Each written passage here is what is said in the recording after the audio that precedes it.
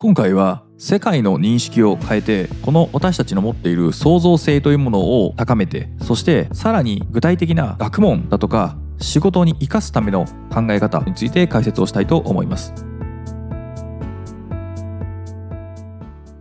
私たちは科学だとか哲学だとか、こういった学術的な研究というものは何かを発見しているというふうに思いがちです。しかし少し視点を変えると、実は何かを発見しているのではなく、私たち人間の認識の方法を発見しているとも言えるということです。すでに世界はそこにあって、そして私たちがこの世界をどう認識するのか、この認識の仕方について新しく定義をする、その定義を新しく生み出した、発見したということで、この世界の私たちの認識の仕方、これを定義をすることによって計算可能にしていったり、接続をしていったり、分類したりということが可能になっていくというのが、科学や哲学がもたらした功績とも言えます。ということは、私たちがこの世界をどう認識するかについては、世界の方が先にあって、私たちの認識がどんどんとアップデートされている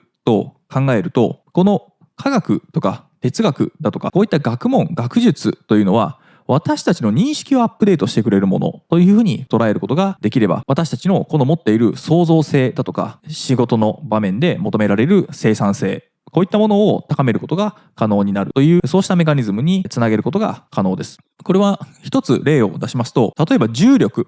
というものは発見されたわけではありません。この世界に重力という力の存在はもうすでにあり、私たちがこの重力というものをどう定義すればいいかということが、重力について定義される前はなんとなくでしか分かってなかった。これをニュートンが万有引力の法則という形で、重力というものは私たちが下に落ちているのではなくて、全てのものはお互いに引き寄せ合っていると。その引き寄せる力が大きいこの地球の表面に立っている私たちにとってみれば、あまりにも地球から引っ張られる力が強すぎるので、もっと小さなもの同士が引き合っている力というものはほとんど無視できるぐらい小さいので、その力というものは地球に対して引っ張られている力のみが私たちが認識ができていた。なのでこれを重力というふうに定義する、認識するということで、私たちは重力というこの感覚の捉え方というものがアップデートされていくわけですね。それによってその定義が作られていくことによって検証が可能になり、本当にそうなるだろうかというふうに確かめることもでき、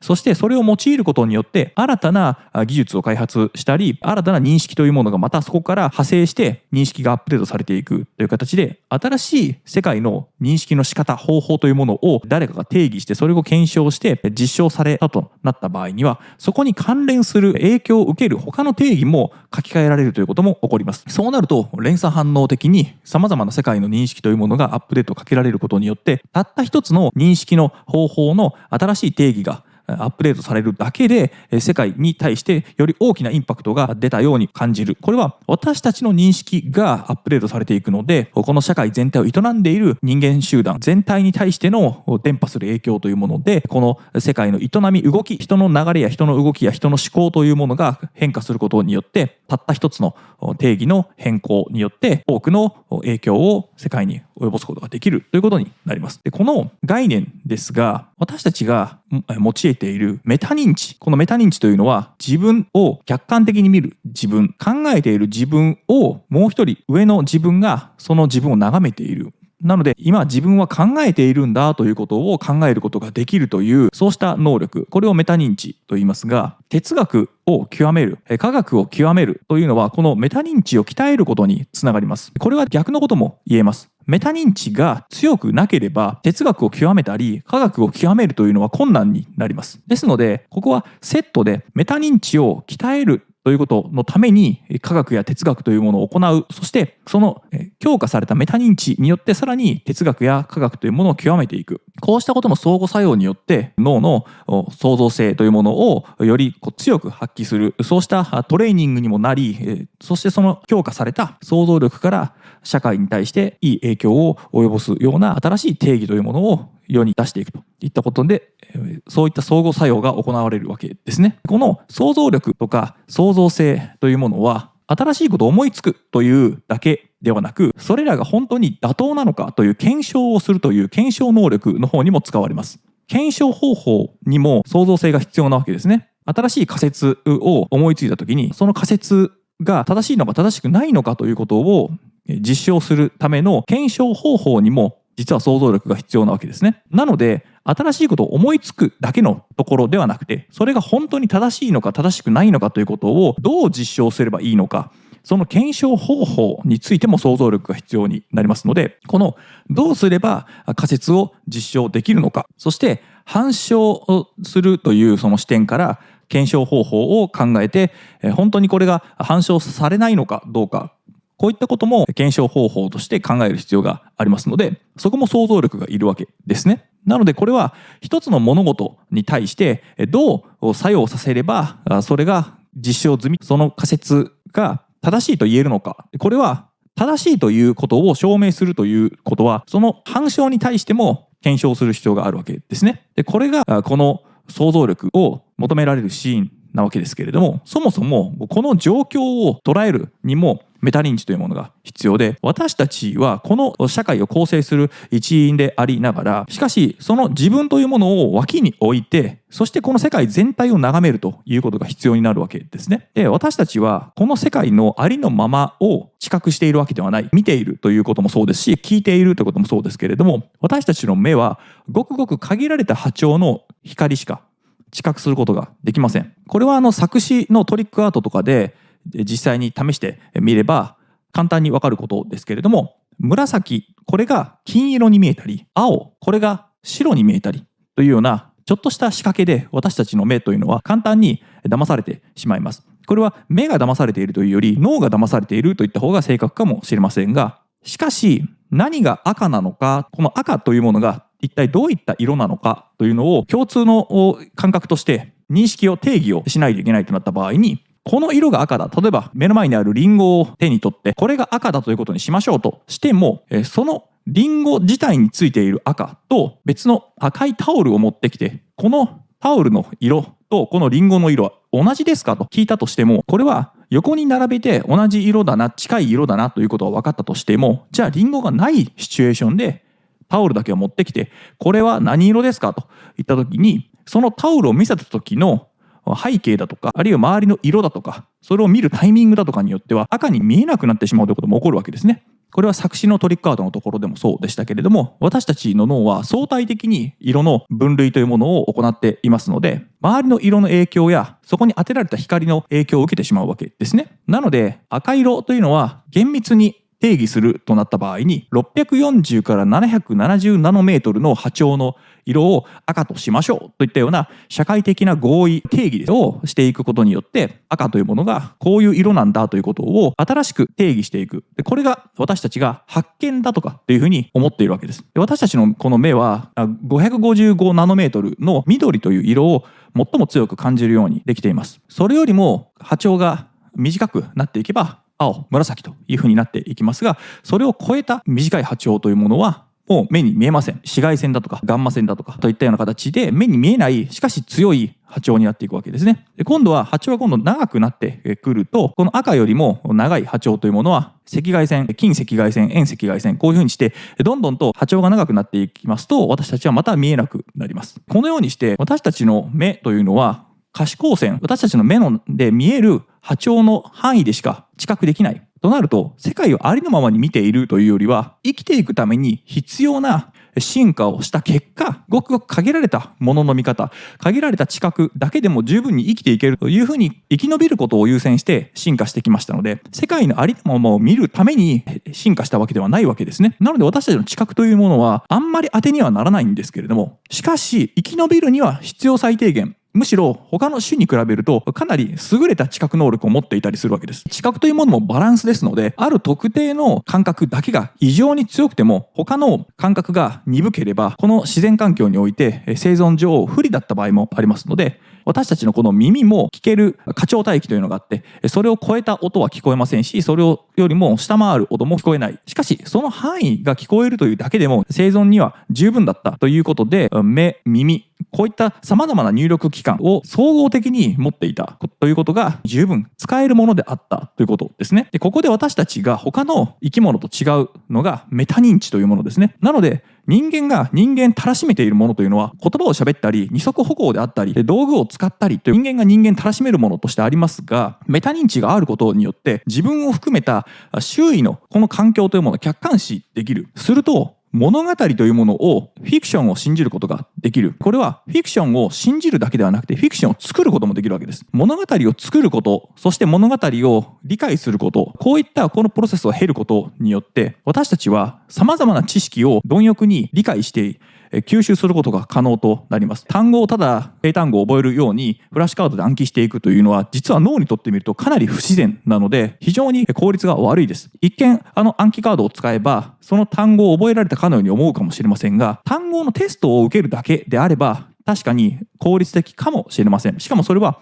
差し迫った明日テストがあるとか今日の午後テストがあるといったような本当に短期間でその記憶をすぐ使うようなものであれば、そのようなフラッシュカードで記憶していくという方法でも確かにテストの点数を上がるということもあり得ます。しかし何のためにそもそも単語を覚えるのかというと、ほとんどの場合は英語でコミュニケーションをしたい、英語で自分の思いを伝えたい、他者から言われたその言葉の意図や真意というものを理解したいというのが本来のその単語を覚えようとしているモチベーションなはずですよね。根底にあるモチベーションなはずです。単なる言語マニアで言葉を覚えることが好きなんだといったようなその言葉を覚えることそのものが趣味だとか目的になっている人は別としても、ほとんどの人はなぜ外国語、他の国の言葉を覚えるのかというと、その言葉を利用している文化だとかその対象となる人とのコミュニケーションを得たいから、あるいはその人たちが書いた文献だとかその人たちが作り上げた何か文化的なものに対してそこからそれの理解を深めたいといったような動機があるはずです。なので私たちは物事を理解するという時に文脈、物語ですね。で、文脈を自分の中で理解しながら消化していくというこのプロセスの中で多くのことを理解していく。ここには物語という形式が自分が含まれているいないに関わらず物語が理解できるわけです。これはメタ認知というものがあることによって自分というものとその物語というものの関係性というものも理解しながら把握することができますので、自分のことを言われているのか自分以外のことを言われているのかといったことも自分と自分以外というこの切り分けもできますし、そしてその物語を自分のことのように置き換えて考えることもできるといったような融合的な考え方もできるわけです。なので今この世界で最も物語として多くの人が信じている考え方として資本主義というものがありますが、私たちはお金を通じてお金があればそのお金の金額に応じたサービスを受けられるとか物が買えるというこうしたフィクションを信じているわけです。しかしこれはみんなが信じていることによっていつの間にかフィクションが実用的になっているので、それはもう一個メタな視点で見ればもはやフィクションではないということです。フィクションを全員が信じてしまった場合にそこで行われる営みそのものはフィクションではないので、元々の源流になる物語がいかにフィクションであったとしてもそれを多くの人が信じていてその中で行われている営みそのものはフィクションではないので、なので私たちはフィクションを作り上げてフィクションを信じて、そしてそのフィクションをベースに自分たちの行動や考え方、認識というものを動機を取っていく共通的な価値観だとか行動規範というものを作り上げることによって私たちが集団生活、社会生活というものをこの営みそのものはフィクションではない。なのでフィクションからリアルが生まれるということも起こるわけです。これによって私たちは他の動物が成し得られなかったような大きな活動というものを起こすことができるわけですね。大きな建造物を建てたり国を作ったり、そして戦争をするというのも他の動物にはできないことですけれども、破壊的な行為や創造的な行為を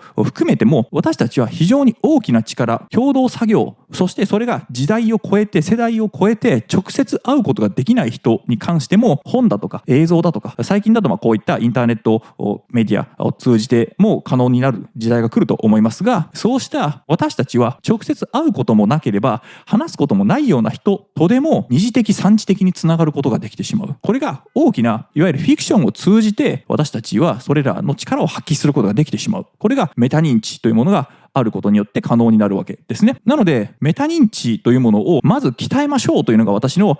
よく言うアドバイスで、その程度度合いというものは人によって当然その求められるその水準が違うので、初めにいきなりメタ認知だけを鍛えましょうというのはあまり効率的ではないですけれども、しかし学校教育の勉強の中でさっき言ったような単語をただ覚えるだけとか文法というこのルールだけを覚えるだけという場合はあまりメタ認知を求められないですよね。だったら初めにそのメタ認知を鍛えられるようなそうした学習の方法というものを組み合わせることによってその後の学習効率というものが大きく飛躍的に上がりますので、私たちがまず初等教育でやるべきことというのはこのメタ認知を鍛えるというところを初めに重点的にやっていくことによって、そこに付随して数学だとか地理だとか歴史だとかこういったものをセットにしながらメタ認知を鍛えていくというのが実は本当は私たちの持っている能力というものを高めるということになります。しかしこれは社会全体でいった場合に実はそのメタ認知というものが厄介なことに、この国の構造そのものを根底から覆してしまうようなものの見方というものも可能になってしまうわけですね。要は目の前で起こっている営みそのものを営みの内側で眺めるんではなくて、この営み全体を外側から引いてみるという非常に大きなメタ認知の力を持っている人から見れば、今行われているこの営みそのものは正しいんだけれども、しかしこの営みが行われているベースになる考え方というものは、これは実は多くの人が信じているものではないものが実はそれを支えているというふうに見抜いてしまった場合に、この根底に流れている物語そのものに手を入れてそれを変えてしまうことができれば、その上での営みというものも変化させることができるだろうと。で、今ちょうど選挙シーズンでここから投開票が行われると思いますが、この私たちが今信じているこの経済メカニズム自体も実はある意味フィクションとフィクションのぶつかり合いなわけです。A というフィクションがいいのか B というフィクションがいいのかで、私たちは A というフィクションがいいと思って信じてきて、この世界というものを疑いもなく営みをしていたと。それに対して別の視点を持った人は、その A というのは皆さんが信じているような仕組みではなくて、A というフィクションであり、この A のフィクションは実は穴だらけで、ちゃんと検証をしていくとフィクションなので成り立たないところがいっぱいありますよと。なので B というフィクションの方がずっと実用的じゃないですか、考え方としてはまだ B のフィクションの方が最もらしいんじゃないですかというふうにして私たちに対して迫るわけですね。で B というフィクションは A というフィクションに比べてこの辺りが優れていて、この辺りがより実用的であるといったような形で、私たちはどのフィクションを信じるか、どのフィクションを信じる方が私たちが望む未来を作ってくれそうなのかということを選択するわけです。なので私たちが他者に期待をしたりとか自分の未来を望む時というのは基本的に全てフィクションであり、そして実際に検証されたものであったとしても、それは私たちの認識の方に対してアップデートがかかっているだけなので、この世界のありのままを記述したわけではないという、そうした知的謙虚があるかどうかによって私たちがこの世界の中で営みをする上で何に支えられているのかということを考える必要がある。その視点が持てるかどうかというのが、そのメタ認知が強いかどうかにかかってくるわけですね。なので私たちはこの世界の真実を全て暴いて、そしてその真実が明らかになれば世界は変わるはずというふうに思う人もいると思います。陰謀論的な発想を持ちがちな人というのはいずれにせよそういった思想を持ちがちですね。全てのこの世界のありとあらゆる真実というものを暴いていけばこの世界は良くなるはずなんだというふうに思いがちですけれども、そもそもこの世界は真実で構成されているわけではありません。私たちを支えているのはフィクションなので虚構なわけです。でその虚構が最もらしいのか、でそのフィクションによってその上で行われている私たちの営み自体はリアルですので、なのでこのリアルとフィクションが一致しているかどうかが重要ではなくて、このリアルに対して作用するフィクションがどれだけこのリアルに対して作用させられるのかという方が大事なわけです。なので私たちは自分たちが信じたものに対して行動を起こしているつもりですので、なのでそのフィクションが私たちの行動を変えられるかどうか、それも一人一人の行動がわずかに変わるだけでも集団として社会全体としてはかなり大きな変化になったりする場合もありますので、そうした大きなシステムとしての私たちのこの営みのつながりというものと、それを支えるフィクションというものがどう相互に作用するのかといった、そういった大きな視点で考えられるフィクションというものを私たちはチョイスする必要があるわけですね。なので部分的にはとても魅力的なフィクションに思えても、そのフィクションが狙っていない、意図していない副作用というものが現実に起こってしまうわけです。なのでそこまで想定できて、そこまで考えられるかどうかにかかってきてますので、日本国民だけじゃなく世界中の人がより大きなメタ認知、強いメタ認知を持つことによって私たちには限界があって、そして簡単に認識が歪んでしまって、そして私たち自体もその上で営んでいる、この営みはリアルでも自分たちを支えているこの規律だとか道徳だとか心情だとか、こういったものを全てもフィクションをベースに作られているというふうに謙虚になってもらえれば、しかしそのフィクションも役に立つ、フィクションの上で私たちが社会生活を行っていて、なのでフィクションがないということは私たちの社会生活を営めない、この社会生活の構造そのものが成り立たなくなるということは、フィクションであるということを否定するのではなくて、フィクションに支えられているからこそ強い。なので私たちは慎重にそのフィクションに手を入れたり、どのフィクションを信じるかという選択を慎重にしなければならないといったような考えで、選挙も、そしてこれからの未来も、そして皆さん自身のキャリアや人生の進む方向、選択というものを考えてもらえればいいんじゃないかなと思います。私の著作、こういう技術、まだ読んでない人は Amazon でポチって買って読んでいただければと思います。それ以外にもいくつか書籍出してますので、好きなものがあれば買って読んでいただければと思います。本日もお疲れ様でした。